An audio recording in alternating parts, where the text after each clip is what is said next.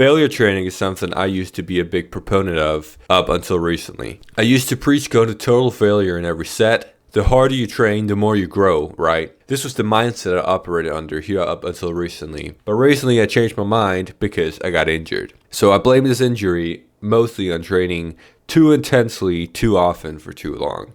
Like going to failure on everything with relatively heavy weight with a high frequency, right? There's still a lot of truth in the harder you train, the more you grow attitude. But apparently, it turns out to only be partly true if you look at the scientific literature. So in the science, it shows that you definitely still want to get somewhere close to failure. You want to train with some intensity, but the real question isn't, should you go to failure or not? It's more so, how far from failure can you train while still getting the same results as going to failure? From what I've heard, some studies show people training 4 to 5 reps shy of failure getting essentially the same hypertrophy response as those going closer to failure, which is quite surprising. And then you may ask, well, then why don't you just stay like super far from failure when you train then? And that's because it's impractical, I'd say. It's harder to gauge exactly where you are when you are, let's say, 5 reps shy of failure. At that point, you don't even feel like you're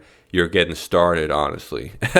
And that's also a big thing. Like most people don't, if you stay 5 reps shy of failure and everything, you don't feel like you just worked out. Like you might not even break a sweat, especially if you train in like the traditional manner where you do 1 set and then rest, and 1 set and then rest. So today I typically try to find a balance between the two extremes, which is somewhere around 1 to 2 reps shy of failure. Or I stop giving exercise when the speed at which I do the exercise slows down dramatically. That's sort of my signal for when I'm 1 to 2 reps shy of failure. It's close enough to failure to stimulate growth and feel like you got a good workout in. And it's still far enough from failure to recover properly and avoid injuries, which was my problem in the past, obviously. A thing to note about what we just covered is that failure training is only really important for hypertrophy specifically, or it's only really a factor you have to sort of focus in on for hypertrophy training. If your goal is strength, then you're better off staying well shy of failure. Like then you don't want to get close to failure at all. Like if you train super heavily and super intensely,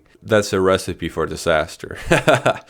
In the current version of the blueprint, which is, if you're not aware, my full approach to getting jacked, strong, and fit in the simplest and most efficient manner possible, total failure training is still what is preached. But I'm currently working on an updated version, which is going to be ready soon. The current version is free and it's in the description. That's probably not going to be the case for the new version. It's probably going to be put behind a paywall because it's such a big upgrade. So that's the end of the video. If you have any questions, let me know. If not, then you can have a good day.